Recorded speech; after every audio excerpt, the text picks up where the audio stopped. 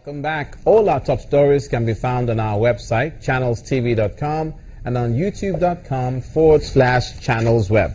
Please visit m.channelstv.com to view us live on your mobile device. You can also download the Channels TV app for Android, iOS, and Windows phones from their respective stores.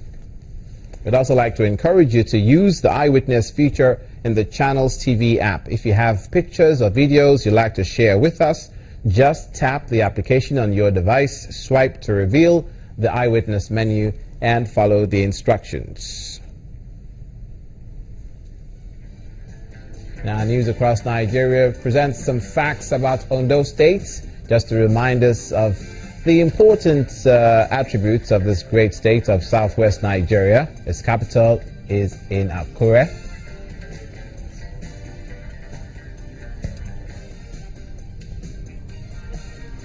And also, Ondo State has the largest number of public schools in the country, over 880 primary schools and secondary schools as well, located within the tropics.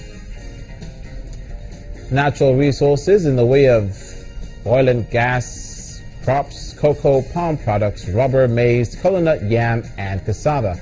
Ondo State also has iron ore, tar sand, coal and marble, bitumen, glass sand, coltan, and limestone.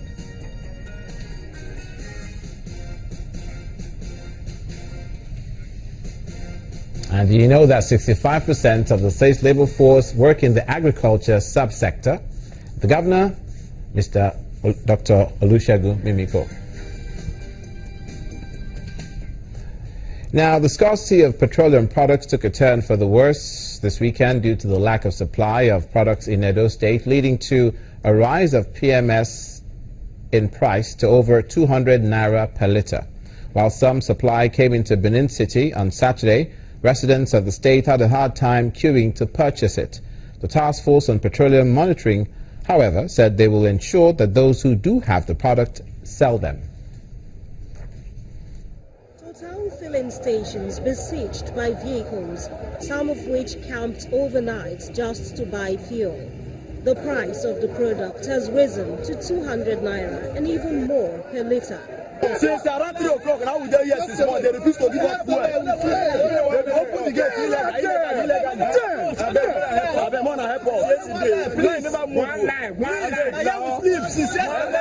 Commuters are having a hard time finding transport as many drivers with their vehicles are in the queues at the filling stations waiting to buy fuel.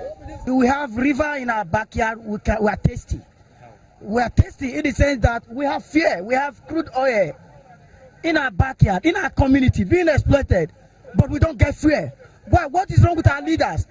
With these situations, I'm begging, with due respect, for our leaders to resign or give it to somebody that can that can handle the matter of leadership. For the Edo State Petroleum Monitoring Task Force, working toward ensuring equitable distribution of the product is very important. Total Oluku, 11,000 litres. Total Owo Road, 11,000 litres. Total Enya, 11,000 litres. Total 138 Akpakpava, 11,000 litres. Total Ikoba Slope, 11,000 litres.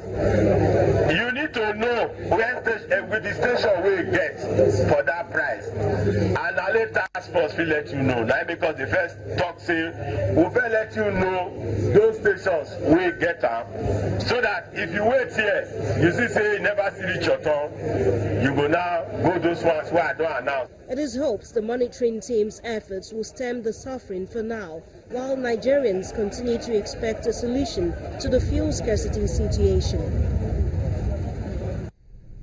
And that picture you just saw of a fuel station that is surrounded by queues of cars is what subsists in most parts of the country now because of the scarcity. And it's nonetheless in Lagos as well in the southwest.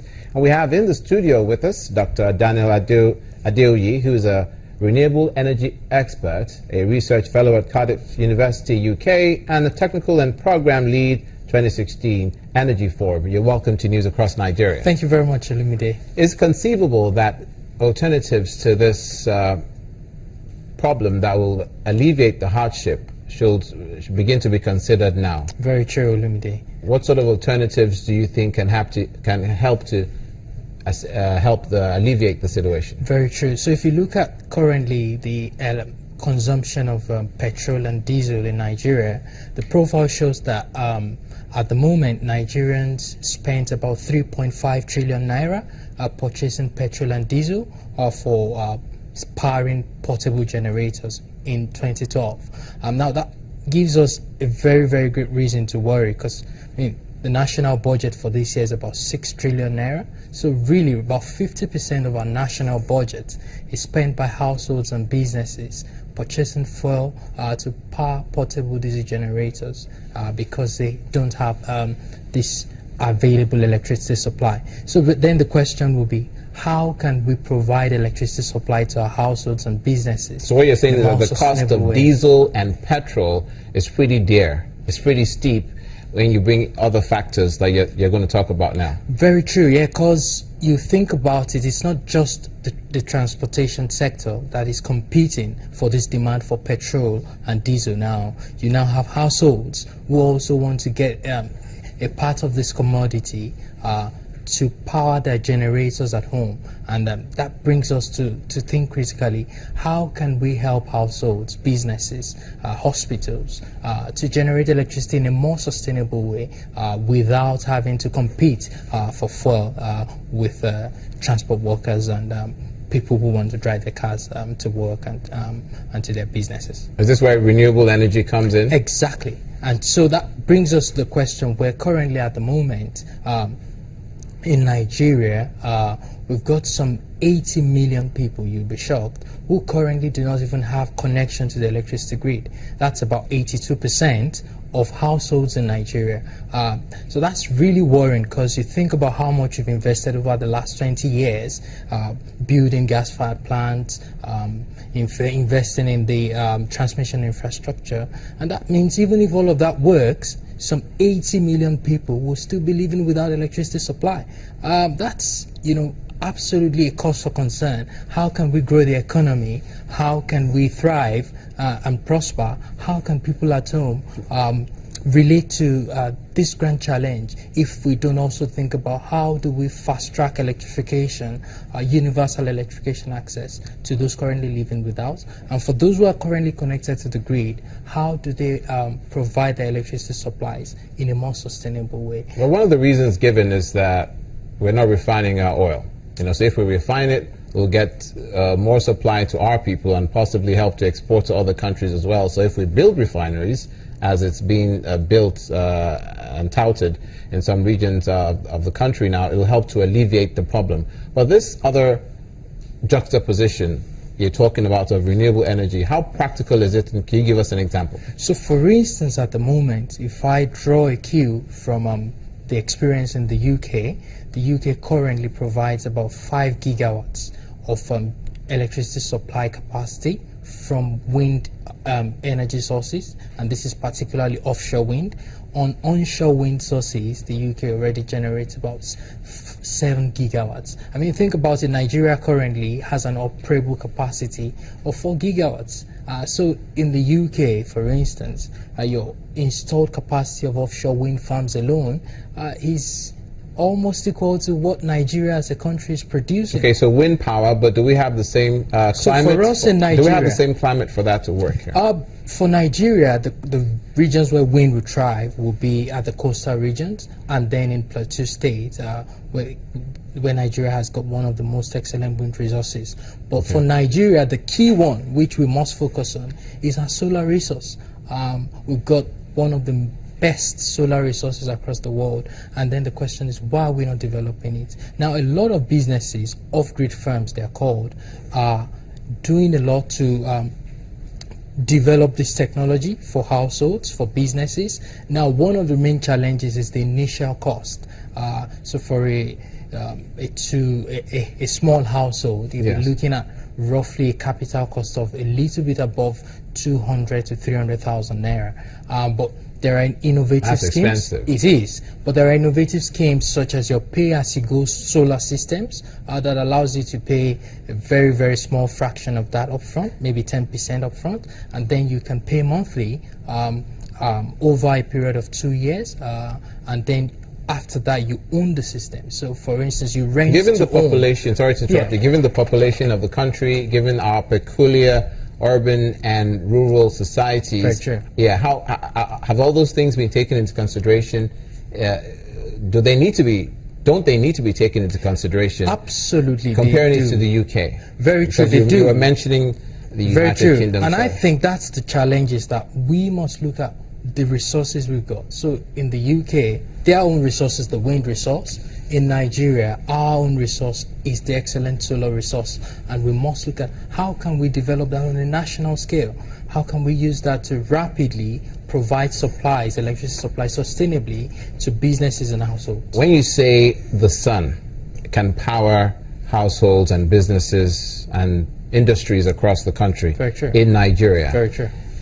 has the research gotten to a point that in practical terms it can work with our peculiar needs in Nigeria? Absolutely. I mean, there are case studies of projects that have been completed where we have even service stations for petrol products that are powered completely off on solar technologies. We've also got hospitals, businesses, schools that are completely running off the grid. And But sorry to interrupt. If it's so effective, how come we know street lights? We've seen some street lights, solar powered street lights, Yes. but it's on again, off again.